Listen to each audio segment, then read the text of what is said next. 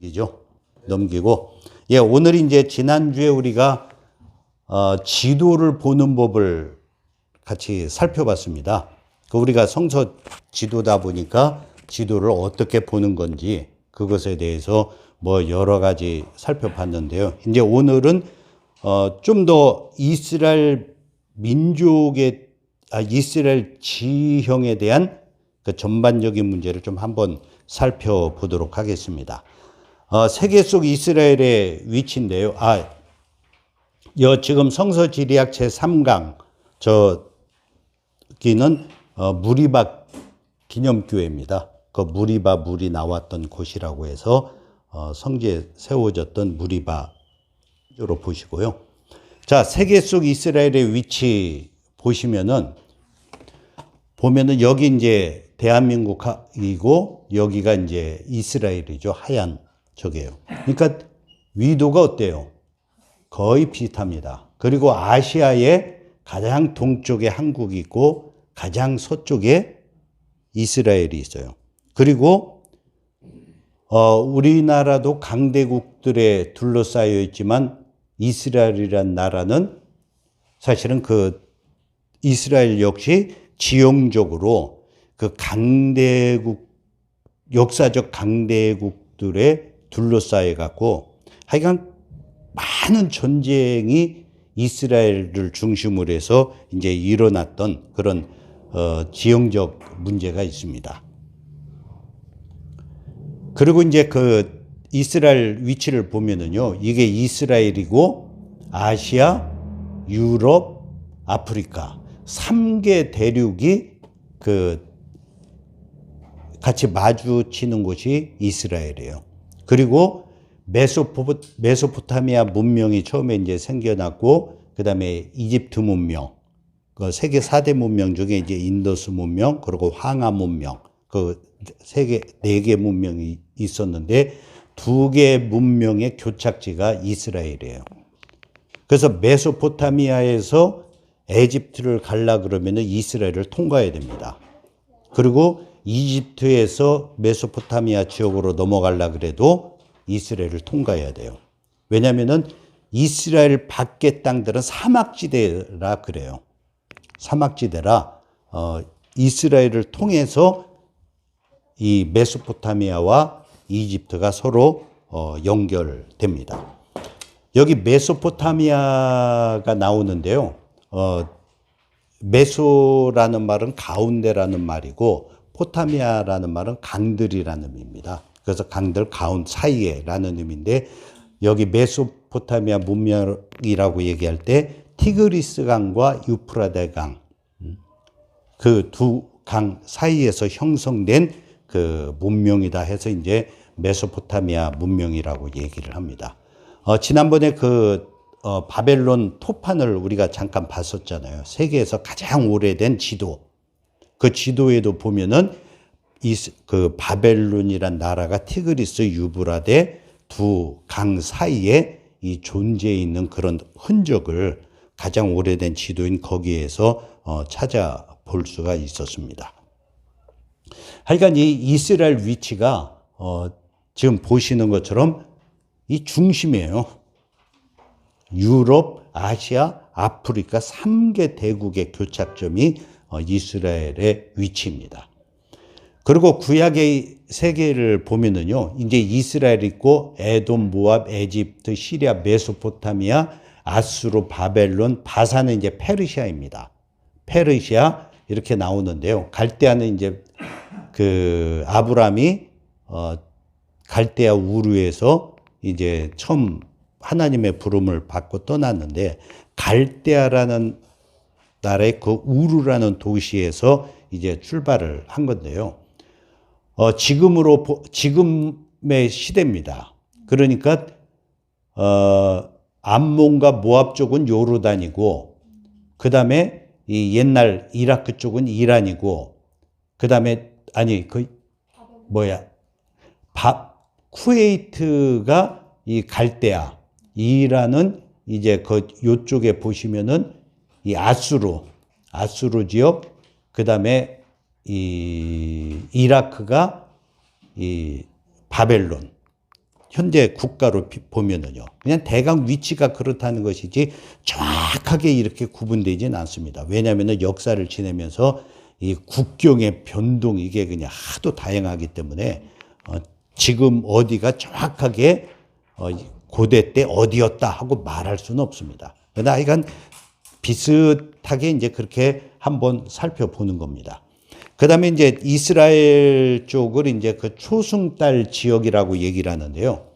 이 빨간 선입니다. 요걸 이제 이렇게 보면은 요런 식으로 보이기 때문에 초승달 지역이라고 얘기를 해요. 이제 초승달 모양의 지역인데 아주 비옥하고 사람들이 비옥하기 때문에 많이 살고 사람들의 이동이 많았던 곳. 초승달 지역을 벗어나서는 사막지대입니다. 완전히 사막지대예요. 이 초승달 지역이 이렇게 비옥한 땅이다 보니까 그 중간에 이제 이 가나안이 이스라엘이 있고 애굽, 아수르, 뭐 바벨론이 모든 게 이쪽으로 서로 연결이 되는 거예요.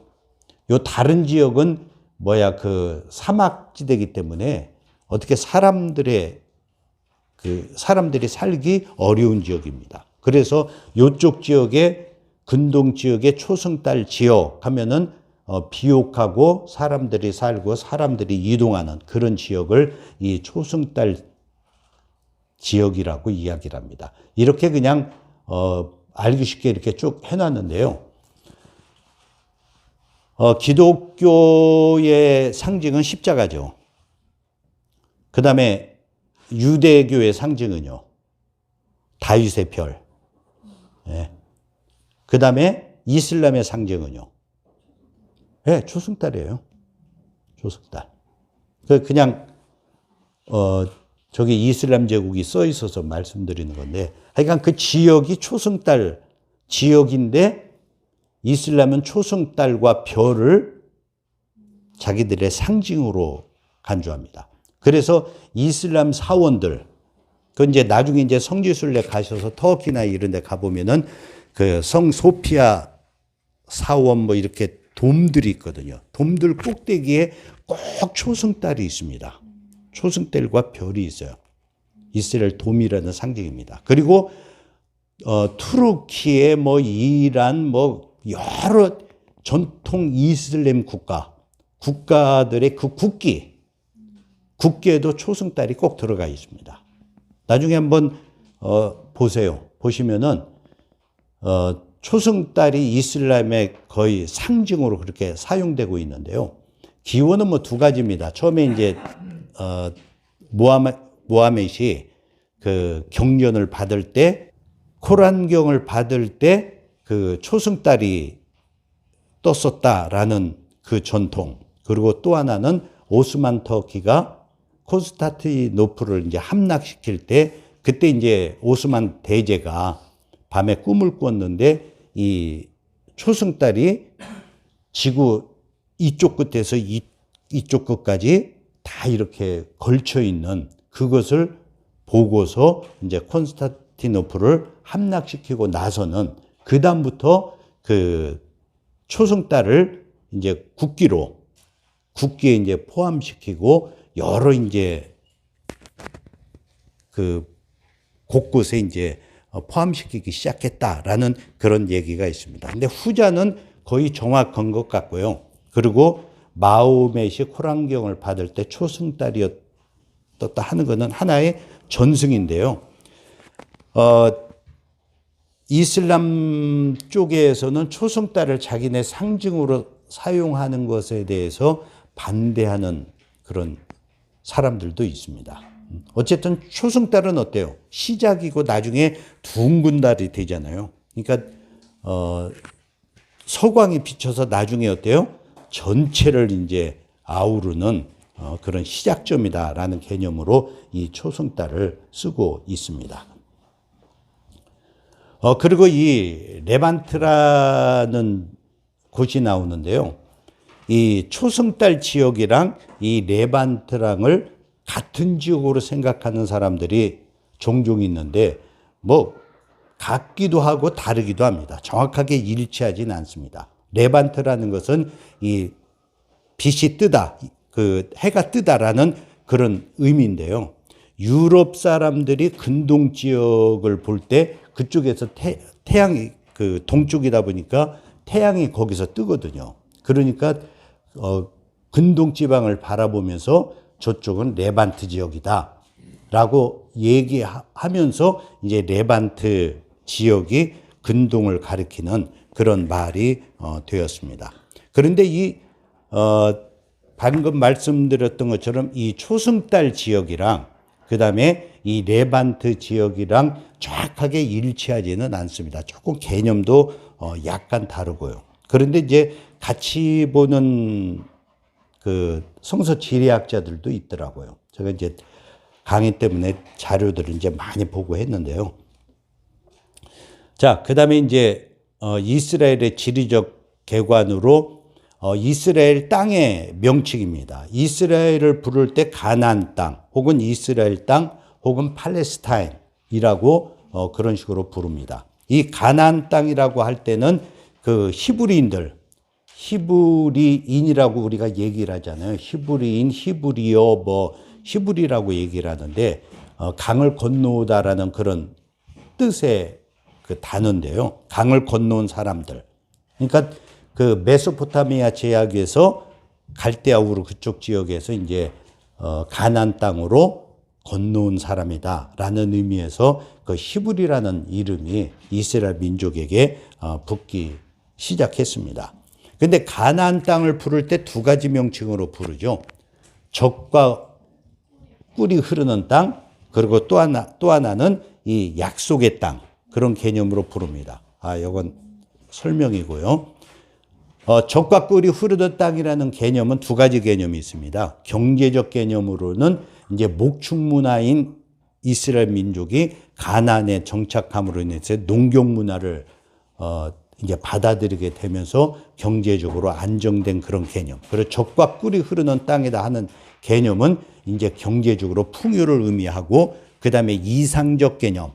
젖과 꿀이 흐르는 땅이다 할 때는 뭔가 이상적이고 바라는 어떤 소원이 이루어진 어떤 그런 지역. 그래서 지상 낙원적인 그런 개념이 젖과 흐르는 땅에 있고요. 그 다음에 약속의 땅이라고 부르는데 이거는 신앙적 개념이 있습니다. 언약의 땅. 하나님께서 이스라엘 조상들에게 약속하신 땅이다라는 그런 신앙적 개념이 있습니다. 그래서 가나안 땅 하면은 이 젖과 꿀이 흐르는 땅 혹은 이스라엘 민족들에게 약속하신 땅라는 그런 개념이 이 가나안 땅이라는 개념에 들어 있습니다. 그리고 이제 이스라엘 땅이라고 이제 그렇게 부르면은 그 이스라엘이라 그러면은 하나님과 겨루어 이겼다는 개념이죠. 그 아시는 것처럼 야곱이 천사와 씨름해서 이겼다는 개념에서 나온 건데요. 이스라엘은 여러 개념이 있습니다. 하나는 야곱의 개인 이름이에요. 하나님께서 야곱의 이름을 이스라엘로 바꿔주셨죠. 그래서 우리가 첫 번째 기억할 것은 이스라엘 하면은 야곱의 개인 이름이다. 그리고 또 하나는 12지파를 총칭하는 이스라엘의 국명입니다. 이스라엘 나라요. 그 다음에 이제 그 솔로몬 이후에 남과 북이 갈라지면서 갈라진 북방의 국가를 일컫는 게 이스라엘이에요. 그리고 남쪽은 이름이 뭐예요? 나라 이름이 유다. 위는 이스라엘. 그래서 열왕기 상하나 역대 상하를 여러분들이 읽을 때는 뭐 이스라엘 왕 누구, 유다 왕 누구 이렇게 나오는데 이스라엘과 유다의 구분을 잘 인식하지 못하면 자꾸 헷갈립니다. 왜 이스라엘 왕이었다 또 유다 왕이었다 이게 헷갈리는데요. 시대에 따라서 이 남북 분열 이후에는 그 이스라엘이라는 명칭은 북쪽 나라, 분열된 북쪽 나라의 나라명이 바로 이 이스라엘입니다. 그 다음에 에레츠 하면은 예레츠 하면 땅이라는 의미고요. 하 하면은 더 그러니까 그래서 그 땅이라는 개념입니다. 헤르츠. 그래서 이 이스라엘이 외국에 뭐 아수르, 바벨론, 페르시아, 로마 이런 그리스, 로마 이런 나라들의 지배하에 들어가면서 하예레츠라는 이 단어가 나타나기 시작했는데요. 이스라엘 백성에게는 하나님이 약속하신 그 땅, 바로 그 땅이라는 개념에서 하예레츠라는 명칭으로 사용됐다가 1948년에 이스라엘이 독립하면서 이제 이스라엘이라는 국명을 사용하게 되었습니다. 그러니까 성경에서 이스라엘 하면은 이게 어떤 개념으로 쓰여 있는지, 이스라엘이 이겼다, 승리했다 하면은 그 자체로는 해석하기가 어려워요. 이거 야곱이 승리했다는 얘기인지, 이스라엘 민족이 승리했다는 얘기인지, 아니면 북방 이스라엘이 남방 유다를 이겼다는 건지, 그 이스라엘이 가리키는 이 의미들이 여러 개가 역사적으로 이제 등장하기 때문에요. 이걸 잘 구분해서 좀 아셔야 됩니다. 뭐 이거는 아시죠? 이런 정도는 야곱의 개인 이름, 그 다음에 12지파로 구성된 이스라엘의 나라 이름, 그리고 분열된다면은 북방 이스라엘 이름, 그리고 지금은 실제 국가는 이스라엘의 그 이름이라는 겁니다. 그 다음에 이제 팔레스타인이라는 말들을 많이 듣잖아요.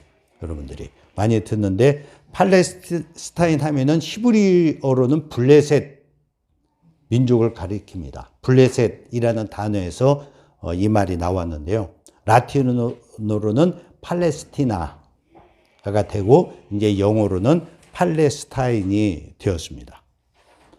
역사적으로 팔레스타인 하면은 이스라엘과 그 근방을 가리키는 그런 명칭입니다. 그래서 역사가 헤로도투스의 기록물에도 이 팔레스티나가 나오는데 바로 이스라엘과 그 주변을 가리키는 용어고요. 로마 시대 때도 이스라엘과 그 주변을 가리킬 때 팔레스티나라고 그렇게 언급을 했습니다. 그리고 이제 십자군 시대 때, 중세 십자군 시대 때 예루살렘 탈환을 위해서 십자군들이 갈 때도 이 이스라엘과 그 주변 이쪽을 팔레스타인이라고 그렇게 불렀습니다. 근데 지금의 이제 와서는 팔레스타인 하면은 세계적으로는 참 골치 아프기도 하고 해결이 어렵기도 하고 참 안 된 지역입니다. 1992년에 보이나요? 예. 1922년에 영국이 이 요단강 서쪽을 이제 다스리게 됩니다. 이제 국가적인 회의에 의해서. 그래서 이 요단 서쪽을 팔레스타인이라고 영국이 이제 공식 명칭으로 사용을 합니다. 그리고 지금은 이제 그 정치적인 용어로 많이 사용이 되고 있습니다. 이제 여기에 팔레스타인에 보면 지금 현재 이스라엘인데요. 여기 이게 이제 서안지구, 이게 가자지구인데 팔레스타인이 현재로는 한 70여 개국은 나라명으로 인정을 합니다. 팔레스타인을 한 나라로 인정을 해요. 근데 미국을 비롯해서 우리나라도 그렇고 나라로 인정은 아직 안 하고 있습니다. 그냥 자치지구, 그들의 어떤 자치지구로 그렇게만 쓰고 있는데요. 이 지금 팔레스타인이 여기 두 군데입니다. 나눠져 있고요. 여기 검문소라고 빨갛게 크게 돼 있는데요. 이스라엘에 둘러싸여 있어갖고 이 서안지구의 이 팔레스타인인들은 밖으로 나갈 수가 없어요. 그래서 이 검문소를 통해서만이 나갑니다. 그래서 매번 우리가 뉴스에 보면 검문소에서 이스라엘 군인들이 다 통제해요. 그리고 승인을 받고 이스라엘 쪽으로 가서 이제 일을 하고 일 끝나면 다시 들어가고 하는데 완전히 그 팔레스타인이 지금 꽉 갇혀 있어 갖고요. 어딜 뭐 나갈 수가 없어요. 그래서 그것 때문에 일어나는 여러 문제가 많습니다. 그래서 그 팔레스타인 사람들이 당하는 고통들이 참 아주 심한데요. 이게 정치적으로 어떻게 해결하기가 아주 어려운 상황입니다. 이스라엘 입장에서는 그 이슬람 쪽, 중동 다른 민족들에게 끊임없이 이제 핍박을 받다 보니까 자기네를 지키려는 그런 게 중요하고, 팔레스타인 사람들은 자기네가 나라로 인정을 받고 그리고 자유롭게 자기네가 활동을 하고 싶고, 그러다 보니까 이게 아주 정치적으로 아주 난감한 지역이 이 팔레스타인의 이 지역이 지금 되어 있습니다. 그래서 이스라엘 땅에 대해서 가나안 땅이라도 부르고 이스라엘 땅이라고도 부르고 팔레스타인이라고도 그렇게 역사적으로 불러왔다는 거 기억하시면 되겠습니다. 팔레스타인 하면은 뭘 의미하는지 대강 아시겠죠? 블레셋이라는 그 이스라엘과 경쟁 관계였던 블레셋에서 시작을 해서 그게 이제 팔레스티나 라틴어가 됐다가 팔레스타인 영어로 해서 저게 이제 현재 그 팔레스타인이라는 자치정부까지 지금 이제 그 명칭이 사용되었다는 것입니다. 자, 그 다음에 이제 이스라엘의 지형입니다. 이스라엘은 우리나라 강원도 정도의 크기 아주 작은 나라예요. 성경에 보면은 단에서 브엘세바까지라는 그 이스라엘 전체 그 경계를 가리킬 때 단에서 브엘세바까지 하는데 가장 북쪽에서 가장 남쪽까지 사람이 살기 가능한 지역입니다. 이 이스라엘인데 그 길이로 보면은요, 짧은 길이는 240km, 그리고 좀 긴 길이는 한 320km 정도 남북으로 이렇게 길게 돼 있는 지역이에요. 그러니까 긴 지역으로 봐도 320km면 우리나라에면 서울에서 어딘가요? 저기 대전 그 밑으로까지 정도. 짧게 보면은 우리 서울에서 대전 정도, 남북으로 길게 늘어서 있는데 그 정도 거리밖에 되질 않습니다. 그런데 지형이요, 이 해안 평야, 중앙산지, 요르단 계곡, 요르단 동쪽에 또 고원지대, 이렇게 네 지역으로 남북으로 길게 이렇게 나눠져 있어요. 여기 지도를 보면은요, 이게 이제 해안 평야예요, 이게요. 해안 평야. 여기가 이제 블레셋 평야라고 그러는데 그 블레셋 그 5 그 도시가 있었죠. 그 도시들이 있던 지역이 요쪽 지역이고 여기가 샤론 평야고 요 중앙 이게 산지입니다. 산지. 높은 곳은 1000m에서 1200m까지 높아요. 여기가요. 그리고 여기가 이제 그 계곡. 그 이제 산으로 쭉 내려온 그 계곡인데요. 이게 이제 중앙 산지고, 그리고 이게 이제 고원 산지입니다. 요르단 이 동쪽에 있는 이걸 이제 요르단 계곡이라고 얘기를 하거든요. 계곡이고 이 오른쪽이 이제 고원지대인데요. 이쪽도 한 높이가 한 1000m 정도 됩니다. 근데 이 여매를 비롯한 이 요단 계곡은요, 평균 그걸 뭐라 그러죠? 지평의 그 300m가 낮아요. 그러니까 이 해안 평야에서 여기까지 가려면은 1000m 높은 곳을 내려갔다가 밑으로 300m가 더 낮으니까 1300m 정도를 내려갔다가 다시 올라가려면 또 1000m 정도를 올라가야 돼요. 그러니까 이 좁은 지역인데 지형이 이제 그렇게 돼 있습니다. 그래서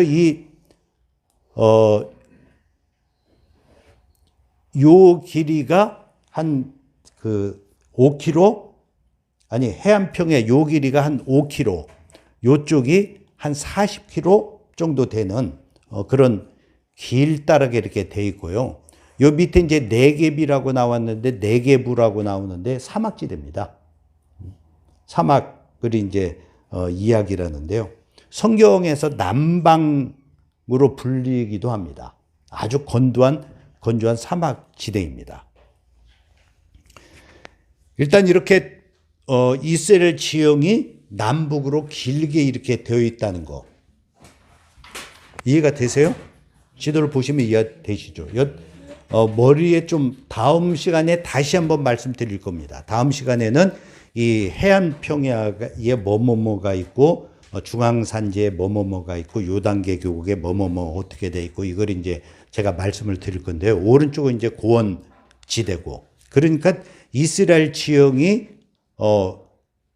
요 해안 평야 쪽이 이제 가장 비옥하고 살기 좋고요. 그다음에 중앙산지, 요단 계곡, 그다음에 고원지대, 이렇게 이제 네 구분으로 되어 있다는 거 여러분들이 그냥 상식적으로 알고 계시면 되겠습니다. 그래서 여기 계곡에서, 요단 계곡에서 이제 요단강이 물이 흘러서 여매로 되고, 이 계곡이 이제 쭉 흘러가면 이제 홍해까지 계곡이 연결이 돼요. 물이 연결되는 건 아니고 이제 이 계곡이 쭉 홍해 쪽까지 연결되는 그런 아주 협곡입니다. 그러니까 이스라엘 지형이 그냥 이렇게 높고 밑으로 또 이렇게 돼 있어요. 그것도 뭐 1000m씩이나 그렇게 돼 있기 때문에 우리가 그 이스라엘을 이렇게 볼 때 그 지형을 이해하지 못하면은 사실은 성경 앞으로 이제 우리가 살펴나가겠지만, 성경에 많은 그 예수님의 발자취, 행적이니 뭐 이런 거 등등 볼 때 이제 어디로 갔다 하면은 산을 하나 올라가신 거예요. 그냥 800m, 1000m 높이에 그 산을 이제 올라가시고, 그 다음에 이제 뭐 요단강으로 가시면 또 이제 한 1000m, 1300m 이제 내려가고 이제 산지가 이제 그렇게 형성이 되어 있습니다. 그래서 다음 시간에 이거는 뭐 다시 한번 좀 볼 거니까요.